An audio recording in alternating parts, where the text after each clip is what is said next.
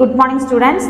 അടുത്തതായിട്ട് നമ്മൾ നോക്കാൻ പോകുന്നത് എത്തിക്കൽ പ്രാക്ടീസസ് ഇൻ മാനേജിങ് ഡിസ്ട്രിബ്യൂഷൻ. അതായത് ഡിസ്ട്രിബ്യൂഷനിൽ കാര്യങ്ങൾ നമ്മൾ പ്രൈസിൽ നോക്കി, കൺസ്യൂമേഴ്സിൻ്റെ കേസിൽ നോക്കി, ഇനി ഡിസ്ട്രിബ്യൂഷൻ്റെ കേസിൽ എന്തൊക്കെ എത്തിക്കൽ പ്രാക്ടീസസും കാര്യങ്ങളൊക്കെയാണ് ഉള്ളതെന്നാണ് നമ്മൾ നോക്കാൻ പോകുന്നത്. ഓക്കെ, അതിൽ first one importance of ethical practices in distribution. അതായത് ഇമ്പോർട്ടൻസ് ഓഫ് എത്തിക്കൽ പ്രാക്ടീസസ് ഡിസ്ട്രിബ്യൂഷനിൽ എത്തിക്കൽ പ്രാക്ടീസസ് കൊണ്ടുവരേണ്ടതിൻ്റെ ഇമ്പോർട്ടൻസ് എന്തൊക്കെയാണെന്നുള്ളതാണ്. അതിൽ ഫസ്റ്റ് വൺ എന്താണ്?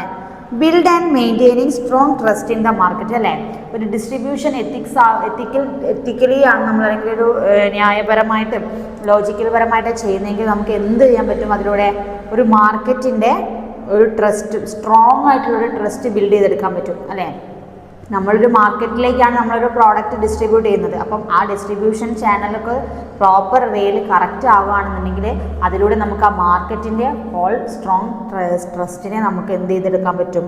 ബിൽഡ് ചെയ്തെടുക്കാൻ പറ്റും. Second one, build brand image in the market. അല്ലേ, നമ്മളൊരു പ്രോഡക്റ്റിൻ്റെ ബ്രാൻഡ്, ആ ബ്രാൻഡിൻ്റെ ഒരു ഇമേജ് നമുക്ക് ബിൽഡ്. നമ്മളിപ്പം പറയുന്ന ഒരുപാട് ബ്രാൻഡിലും എങ്ങനെയാണ് അവർ ഇതുപോലെ അവരെ കറക്റ്റ് ഡിസ്ട്രിബ്യൂഷനും അവരെ പ്രോഡക്റ്റിൻ്റെ കാര്യങ്ങളിലും എല്ലാത്തിലും പക്ക എത്തിക്കലി മൂവ്മെൻറ്റ്സ് നടത്തുന്നുണ്ട്. ഒരു ഡേ വൺ സ്റ്റാർട്ട് ചെയ്ത് തൊട്ടിട്ട് ഓരോ കാര്യങ്ങളും സ്റ്റെപ്പ് ബൈ കണ്ണിങ് ആയിട്ട് ചെയ്യുന്നതുകൊണ്ടായിരിക്കും നമുക്കത്. അപ്പം അതുവഴി എന്ത് ചെയ്യും? നമുക്കും ഡിസ്ട്രിബ്യൂഷന് നല്ല എത്തിക്സ് പരമായിട്ട് നടത്തുകയാണെന്നുണ്ടെങ്കിൽ മാർക്കറ്റിൻ്റെ എന്ത് ചെയ്യാൻ പറ്റും? നമ്മളെ ബ്രാൻഡ് ഇമേജ് നമുക്ക് മാർക്കറ്റിൽ ബിൽഡ് ചെയ്തെടുക്കാൻ പറ്റുന്നു. കംപ്ലൈനിങ് വിത്ത് സ്റ്റാറ്റ്യൂട്ടറി കംപ്ലയൻസസ്. അതായത് എന്താ? Unethical distribution models always find themselves legal. അതായത് നമ്മൾ അൺഎത്തിക്കൽ അല്ലാതിരിക്കുക, അതായത് കംപ്ലയിൻസ് ഒന്നും ഇല്ലാതെ, അതായത് കറക്റ്റ് ഗവൺമെൻറ്റിൻ്റെ എന്താ പറയുക ഫ്രെയിം വർക്കിൽ നിന്നും കൊണ്ട് നമ്മൾ ട്രേഡ് മാർക്ക് കാര്യങ്ങളൊക്കെ ഉണ്ടാവില്ല. നമുക്ക് ട്രേഡ് മാർക്ക്, ISI മുദ്ര, അങ്ങനെ നമ്മൾ പ്രോഡക്റ്റ് നമ്മളിൽ ഒരു ഗവൺമെൻറ് ലേബലിന് എന്തൊക്കെ വേണോ അതൊക്കെ കറക്റ്റ് പാലിച്ചുകൊണ്ടുള്ള പ്രോപ്പർ വേ ഓഫ് ഡിസ്ട്രിബ്യൂഷൻ ആണെന്നുണ്ടെങ്കിലും നമുക്ക് എന്ത് ചെയ്യാം? നമ്മളെ ട്രസ്റ്റ് ബിൽഡ് കൂട്ടാനായിട്ട് പറ്റും സൊസൈറ്റിയുടെ. പിന്നെ ലോങ് ടേം ബിസിനസ് ഗ്രോത്ത്. അല്ലേ, ഡിസ്ട്രിബ്യൂഷൻ പ്രോപ്പർ വേ ആണെന്നുണ്ടെങ്കിൽ നമുക്ക് എന്ത് ചെയ്യാൻ പറ്റും? നമുക്കത് ബിസിനസ്സിൻ്റെ ലോങ് ടേം ഗ്രോത്തിലേക്ക് അതിനെ ഹെൽപ്പ് ചെയ്യുന്നുണ്ട്. പിന്നെ build strong customer loyalty strong ആവാൻ വേണ്ടിയിട്ട് നമുക്ക് ഹെൽപ്പ് ചെയ്യുന്നു. Strong risk mitigation. അല്ലേ, റിസ്ക് കാര്യങ്ങളൊക്കെ കുറയ്ക്കാനായിട്ട് ഹെൽപ്പ് ചെയ്യുന്നു. എസ്റ്റാബ്ലിഷിങ് സോഷ്യൽ റെസ്പോൺസിബിലിറ്റി കൂട്ടുന്നു. റിട്ടൻഷൻ ഓഫ് പൊട്ടൻഷ്യൽ എംപ്ലോയീസിൻ്റെ എണ്ണം കൂട്ടുന്നു. Competitive advantages, international expansion of business. അപ്പം ഒരു മാനേജിങ് ഡിസ്ട്രിബ്യൂഷൻ എത്തിക്കൽ ആവുന്ന സമയത്ത് നമുക്ക് നമ്മൾ പറഞ്ഞ ഇത്രയും ഇമ്പോർട്ടൻസ് ആണ്. ഇത്രയും കാര്യങ്ങൾ നമുക്ക് എന്ത് ചെയ്യാൻ പറ്റുന്നു? ഡെവലപ്മെൻറ്റ് ഉണ്ടാവുന്നു ഇതിൻ്റെ ഇമ്പോർട്ടൻസ് കാരണം. ഓക്കെ, ദെൻ നമ്മൾ സെക്കൻഡിൽ നോക്കാൻ പോകുന്നത് എത്തിക്കൽ പ്രാക്ടീസസ് ഇൻ ഇൻവെൻട്രി മാനേജ്മെൻറ്റ്. ഇപ്പം നമ്മൾ മാനേജിങ് ഡിസ്ട്രിബ്യൂഷനിൽ നോക്കി. ഇനി ഇൻവെൻട്രി മാനേജ്മെൻറ്റിൽ എങ്ങനെയാണ്? അതായത് there are some key ethical consideration. അതായത് ഒരു ഇൻവെൻട്രി മാനേജ്മെൻറ്റിൽ എന്തൊക്കെ എത്തിക്കൽ കൺസിഡറേഷനാണ് ഉണ്ടാവേണ്ടത്? First, avoid misleading report. അല്ലേ, നമ്മൾ നേരത്തെ പറഞ്ഞല്ലോ അവോയ്ഡിങ് മിസ്ലീഡിങ്, അതായത് മിസ്റെപ്രസെൻറ്റേഷൻ, മിസ്ലീഡിങ് എന്നൊക്കെ പറഞ്ഞാൽ നമ്മളെ പ്രോഡക്റ്റിനെ മിസ്ലീഡ് ചെയ്യാതിരിക്കുക എന്നുള്ളത് നമ്മൾ എന്ത് ചെയ്യുക? റിപ്പോർട്ട് ചെയ്തിരിക്കുക, അതായത് ശ്രദ്ധിക്കുക. അതായത് maintaining books of accounts and reporting inventories to investors. അതായത് നമ്മൾ correct books of accounts keep ചെയ്തിട്ട് അത് ഇൻവെൻറ്ററീസിന് കറക്റ്റായിട്ട് എന്ത് ചെയ്യാം? ഇൻവെസ്റ്റേഴ്സ് ആരാണ് ഇൻവെസ്റ്റേഴ്സിനും കാര്യങ്ങൾക്കൊക്കെ കറക്റ്റായിട്ട് നമ്മൾ എന്ത് ചെയ്യുക? അത് ആ ബുക്സ് ഓഫ് അക്കൗണ്ട്സ് നമ്മൾ സബ്മിറ്റ് ചെയ്യുക. അവരെ correct reporting inventory channels invent ചെയ്തുകൊണ്ടിരിക്കുക. കാര്യങ്ങൾ മാനേജിങ് ഡയറക്ടർ, നമ്മൾ ആരൊക്കെയാണോ അതിലുള്ളത് അതിന് നമുക്ക് അവരൊക്കെ ആവശ്യപ്പെടുമ്പോഴായാലും ശരി നമ്മളെ ഇൻവെൻട്രി അക്കൗണ്ട്സ് നമ്മൾ കറക്റ്റായിട്ട് കീപ്പ് ചെയ്തുകൊണ്ടിരിക്കുക. Then fairly treating suppliers and build long term relationship. അല്ലേ, നമ്മളെ കസ്റ്റമേഴ്സിനെ നമ്മൾ ഫെയർ ആയിട്ട് ട്രീറ്റ് ചെയ്യുക. നമ്മൾ നേരത്തെ പറഞ്ഞല്ലോ പ്രൈസിങ്ങിൻ്റെയും ഇതിൻ്റെയൊക്കെ കാര്യങ്ങൾ, അങ്ങനെയൊന്നും അല്ലാതെ നമ്മൾക്ക് ഒരു ബ്രാൻഡിന് ഒരു പ്രോഡക്റ്റിന് സെയിം പ്രൈസായിട്ട് എല്ലാ കസ്റ്റമേഴ്സിനും ഈക്വലായിട്ട് ട്രീറ്റ് ചെയ്യുക. ഓക്കെ, അതേപോലെ തന്നെ എന്ത് ചെയ്യാം? അവരായിട്ടൊരു ലോങ് ടേം റിലേഷൻഷിപ്പ് കീപ്പ് ചെയ്യുക. ഒരു കസ്റ്റമർ നമ്മൾ വൺസ് ഒരു പ്രോഡക്റ്റ് വാങ്ങിക്കഴിഞ്ഞാൽ ആ കസ്റ്റമറിനെ നമ്മൾ ഇത് വാങ്ങി വിടുക എന്നുള്ളത്, നമുക്ക് അത് വെച്ചിട്ട് നമ്മൾ അവരുമായിട്ടുള്ള എന്താ പറയുക റിലേഷൻഷിപ്പ് ബിൽഡ് ചെയ്ത് നമ്മൾ ഇനിയുള്ള നമ്മുടെ പ്രോഡക്റ്റിലേക്ക് അവരെ പർച്ചേസ് ചെയ്യാൻ വേണ്ടി അവരെ ബിഡിങ് ആക്കിക്കൊണ്ടിരിക്കുക. ഓക്കെ, അപ്പം എന്ത് ചെയ്യണം, അത് ഒരു ലോങ് ടേം റിലേഷൻഷിപ്പ് നമ്മൾ ബിൽഡ് ചെയ്തിരിക്കണം. ദെൻ എൻവയോൺമെൻറ്റൽ റെസ്പോൺസിബിലിറ്റി അല്ലേ, നമ്മൾ എൻവയോൺമെൻറ്റൽ റെസ്പോൺസിബിലിറ്റി കീപ്പ് ചെയ്തിരിക്കണം. നമ്മൾ പറഞ്ഞല്ലോ വേസ്റ്റിംഗ് മാനേജ്മെൻറ്റ്, റീസൈക്ലിങ് എന്ന കാര്യങ്ങളൊക്കെ പഠിച്ചല്ലോ. അപ്പം എൻവയോൺമെൻറ്റിൻ്റെ കണ്ടീഷൻസും നാച്ചുറൽ ഫ്രണ്ട്ലി ആയിട്ട് കീപ്പ് ചെയ്തുകൊണ്ടിരിക്കുക. അതായത് fight against counter feet product അല്ലേ, നമ്മൾ കൗണ്ടർ ഫീറ്റ് പ്രോഡക്റ്റ് പറഞ്ഞു. അതായത് ഒരേ ബ്രാൻഡാണ് തോന്നിപ്പിക്കുന്ന, പക്ഷേ സെയിം ബ്രാൻഡ് അല്ലാതെ പേര് വേറെ കൊടുത്തിട്ട് നമ്മൾ ഒരു ഇമിറ്റേറ്റിംഗ് പ്രോഡക്റ്റ് വിപണിയിൽ എടുക്കുന്നതിനാണ് കൗണ്ടർ ഫീറ്റ് പ്രോഡക്റ്റ് നമ്മൾ പഠിച്ചല്ലോ. അപ്പം അങ്ങനെയുള്ള കാര്യങ്ങൾക്കൊക്കെ നമ്മൾ എന്ത് ചെയ്യുക, എഗെയിൻസ്റ്റ് ആയിട്ട് ഫൈറ്റ് ചെയ്യുക. ദെൻ ഫെയർ ലേബർ പോളിസീസ്, അതായത് വർക്കേഴ്സിന് നമ്മൾ എംപ്ലോയീസിന് അവർക്ക് ഫെയർ ലേബർ പോളിസീസ് പ്രൊവൈഡ് ചെയ്യുക. ഡിമാൻഡ് ഓർ എക്സ്പയർഡ് ഗുഡ്സ്, അതായത് damage or no supply of damage or expired goods, damage ആയിട്ടുള്ള എക്സ്പയറി ഡേറ്റ് കഴിഞ്ഞിട്ടുള്ള ഗുഡ്സിൻ്റെ സപ്ലൈ നിർത്തുക പാടില്ല. ട്രാൻസ്പെറൻസി ഇൻ കമ്മ്യൂണിക്കേഷനിൽ ട്രാൻസ്പെറൻ്റ് ആയിരിക്കുക. ഇൻവെൻറ്ററി പ്രൊക്യൂർമെൻറ്റ് പ്രോപ്പറായിട്ട് ചെയ്തുകൊണ്ടിരിക്കുക.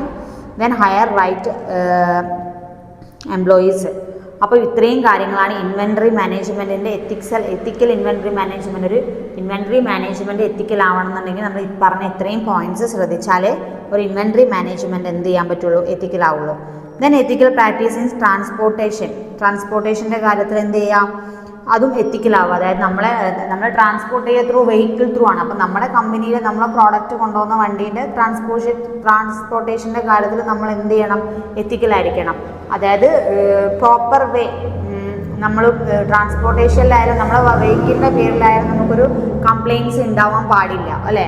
അത് ഒരുപാട് പൊല്യൂഷൻ ഉണ്ടാക്കുന്ന തരത്തിലുള്ളതും ഒരുപാട് എന്താ പറയുക നാച്ചുറൽ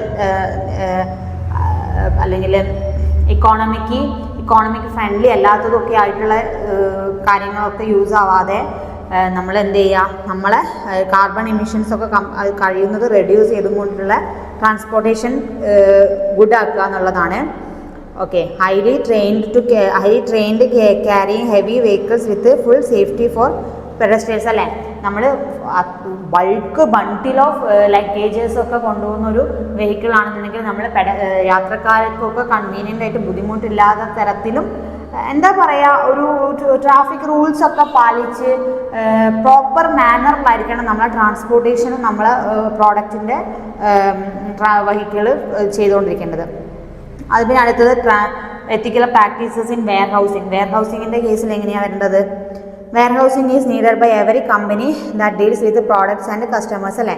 എല്ലാ കമ്പനീസിനും ഒരു വെയർഹൗസിങ് ഉണ്ടാവുക എന്നുള്ളത് ഇമ്പോർട്ടൻ്റ് ആയിട്ടുള്ള കാര്യമാണ്.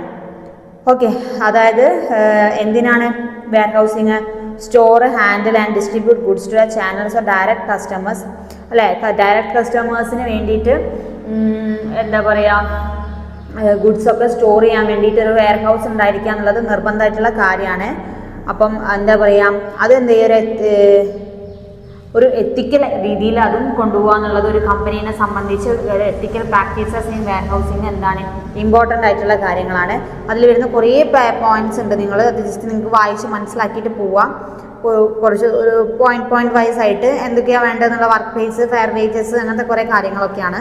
ഓക്കെ, പിന്നെ ethical practices in managing perishable ഗുഡ്സിൽ എങ്ങനെയാണ് എത്തിക്കൽ പ്രാക്ടീസസ് കൊണ്ടുവരേണ്ടത് എന്നുള്ളതാണ്. പെരിഷബിൾ ഗുഡ്സ് എന്ന് പറഞ്ഞാൽ എന്താ പറയുക, ഇപ്പോൾ ഫിഷ്, മീറ്റ് അങ്ങനെയൊക്കെയുള്ള സാധനങ്ങൾ, അതായത് അതിനൊക്കെ ഡ്യൂറേഷൻ വളരെ കുറവ്, ലൈഫ് ടൈം കുറവായിരിക്കും. നമ്മൾ മീനൊക്കെ ഒരുപാട് ഒരാഴ്ചയൊക്കെ വെച്ചിട്ട് റീസെയിൽ ചെയ്യാനുള്ള പെർമിറ്റ് ഉണ്ടാവുമായിരിക്കുമോ? ഇല്ല. അപ്പം പെരിഷബിൾ ഗുഡ്സിൽ നമ്മൾ എത്തിക്കൽ പ്രാക്ടീസസ് കൊണ്ടുവരിക, അതായത് പ്രോപ്പർ വേയിലായിരിക്കണം അതിൻ്റെ ഡിസ്ട്രിബ്യൂഷനും, ടൈം ടു ടൈം കീപ്പ് ചെയ്തിട്ട് അതേപോലെ ഹൈജീനിക് ആയിട്ടുള്ള പ്രോഡക്റ്റ് സപ്ലൈ ചെയ്യുക എന്നുള്ളതും ഒരു കമ്പനീനെ സംബന്ധിച്ച് എന്താണ് ഇമ്പോർട്ടൻ്റ് ആയിട്ടുള്ള കാര്യമാണ് അല്ലേ. അതായത് അതിനും എന്തൊക്കെ ഉണ്ടാവും, അതിൻ്റെതായ ട്രേഡ് മാർക്ക് ഉണ്ടല്ലേ. നമ്മളെ ഫിഷൊക്കെ ഫുഡ് സപ്ലൈസിൻ്റെ ട്രേഡ് മാർക്കും കാര്യങ്ങളൊക്കെ നോക്കിയിട്ടാണ് നമ്മൾ മാർക്കറ്റ് ചെയ്തുകൊണ്ടിരിക്കുന്നത്. അപ്പം അതിൽ ഇപ്പം തന്നെ നമ്മൾ കുറേ കെമിക്കലും കാര്യങ്ങളൊക്കെ അതിൽ വരുന്നുണ്ട്. അപ്പം അത്രയും ലൈഫ് ടൈം കൂട്ടാൻ വേണ്ടിയിട്ടാണ് അതൊക്കെ ചെയ്യുന്നത്. അപ്പം അങ്ങനെയൊന്നും അല്ലാതെ നമ്മൾ പെരിഷബിൾ ഗുഡ്സിനെയൊക്കെ അല്ലെങ്കിൽ വെജിറ്റബിൾസ് ആയാലൊക്കെ പെരിഷബിൾ ഗുഡ്സ് ആണ് എന്ത് ചെയ്യുക, പ്രോപ്പർ വേ ഓഫ് മാനറിൽ നമ്മൾ ഡിസ്ട്രിബ്യൂട്ട് ചെയ്യുക. അത് സ്പോയിൽ ചെയ്യാതിരിക്കുക, അതിൻ്റെ ലൈഫ് ടൈം നോക്കുക, അതിൻ്റെ ഡാമേജസും കാര്യങ്ങളൊന്നും വരാതെ. അത് എന്താ ചെയ്യുക, പെരിഷബിൾ ഗുഡ്സൊക്കെ മെയിൻലി ഹ്യൂമൻ ബോഡീനെയാണ് എഫക്റ്റ് ചെയ്യുക അല്ലേ. അതൊക്കെ നമ്മൾ ഉള്ളോട്ട് എടുക്കുന്ന സാധനങ്ങളാണ്. അപ്പം അത്രയും ഡാമേജസ് ഉണ്ടാവാനുള്ള ചാൻസ് ഉള്ള കാര്യങ്ങൾ വളരെ ശ്രദ്ധിച്ച് നമ്മൾ ഡിസ്ട്രിബ്യൂട്ട് ചെയ്യുക. അതിലൊരു എത്തിക്കൽ പ്രാക്ടീസസ് ബിസിനസ് കൊണ്ടുവരിക എന്നുള്ളതാണ് വെയർഹൗസിൻ്റെ കാര്യങ്ങൾ. അപ്പം എത്തിക്കൽ പ്രാക്ടീസസ് നമ്മൾ ഡിസ്ട്രിബ്യൂഷനിൽ എങ്ങനെയാണെന്ന് നോക്കി, ഇൻവെൻട്രി മാനേജ്മെൻറ്റിൽ നോക്കി, ട്രാൻസ്പോർട്ടേഷൻ്റെ കേസിൽ നോക്കി, വെയർഹൗസ്, പെരിഷബിൾ ഗുഡ്സിൽ. ഇനി നമ്മൾ നോക്കാൻ പോകുന്നത് അപ്പം പ്രോഡക്ട്സിൻ്റെ കാര്യങ്ങളാണ് ഇത്രയും നോക്കിയത്. ഇനി നമ്മൾ നോക്കുന്ന എത്തിക്കൽ പ്രാക്ടീസസിന് എംപ്ലോയീസിന് എന്തൊക്കെ എത്തിക്കൽ, അതായത് നമ്മളെ സ്ഥാപനത്തിൽ വർക്ക് ചെയ്യുന്ന വർക്കേഴ്സിന് മേലെ നമ്മൾ ഒരു കമ്പനീസിന് എന്തൊക്കെ എത്തിക്കൽ പ്രാക്ടീസസ് ഉണ്ടാവും എന്നാണ് ഇനി നമ്മൾ നോക്കാൻ പോകുന്നത്. അതിൽ ethics are important for all employees at the levels due to the following reasons അല്ലേ. കുറേ കാര്യങ്ങളിൽ എംപ്ലോയീസിൻ്റെ കേസിൽ നമ്മളെ കമ്പനീസ് എത്തിക്കൽ വാല്യൂ കീപ്പ് ചെയ്യണം. ഏതൊക്കെയാണ്?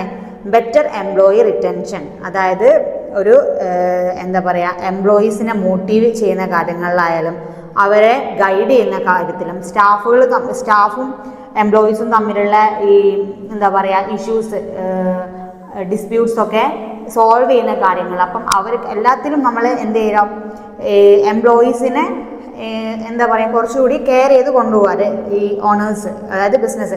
എംപ്ലോയീസ് നന്നായിട്ട് വർക്ക് ചെയ്താൽ മാത്രമേ നമുക്ക് ആ ബിസിനസ്സിന് ഒരു ഔട്ട്പുട്ട് ഉണ്ടാവുള്ളൂ മുന്നോട്ടുള്ളത് അല്ലേ. അപ്പോൾ അവരെ എന്താ പറയുക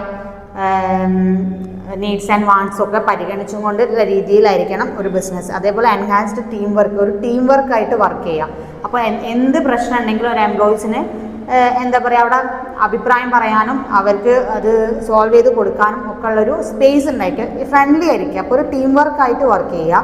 ദെൻ ഇംപ്രൂവ്ഡ് ലീഡർഷിപ്പ് ഓരോ എംപ്ലോയീസിനും ചിലപ്പോൾ ഡിഫറെൻറ്റ് സ്കിൽസ് ഉള്ള എംപ്ലോയീസ് ഉണ്ടാവും അല്ലേ. അപ്പോൾ അവരെ സ്കില്ല്, നമ്മളെ ബിസിനസ്സിന് ആപ്റ്റായിട്ടുള്ള സ്കില്ല് എന്താണോ നോക്കിയിട്ട് അതിനനുസരിച്ചിട്ട് അവരൊരു ലീഡർഷിപ്പ് ക്വാളിറ്റി ഒക്കെ ഇമ്പ്രൂവ് ചെയ്തിട്ട് കൊണ്ടുവരിക. ഇങ്ങനെ എംപ്ലോയി സാറ്റിസ്ഫാക്ഷൻ നമ്മൾ നേരത്തെ പറഞ്ഞല്ലോ, അവർക്ക് എന്തും പറയാൻ അവരെ വർക്കിംഗ് എൻവയോൺമെൻറ്റ് സേഫ് ആക്കി കൊടുക്കുക. Then improved work place culture, then complaints with legal regulations, better reputation, improved customer loyalty retention, client loyalty, effective decision making process. ഓരോ പോയിന്റ്സ് നിങ്ങൾക്ക് തന്നെ വായിച്ചറിയാം, അതൊക്കെ ചെറിയ ചെറിയ പോയിന്റ്സ് ആണ്. അപ്പം ഇത്രയും കാര്യങ്ങളാണ് ഒരു എത്തിക്കൽ പ്രാക്ടീസസ് ഇൻ ബിസിനസ്സിൽ എംപ്ലോയീസിൻ്റെ കേസിൽ വരുന്നത്.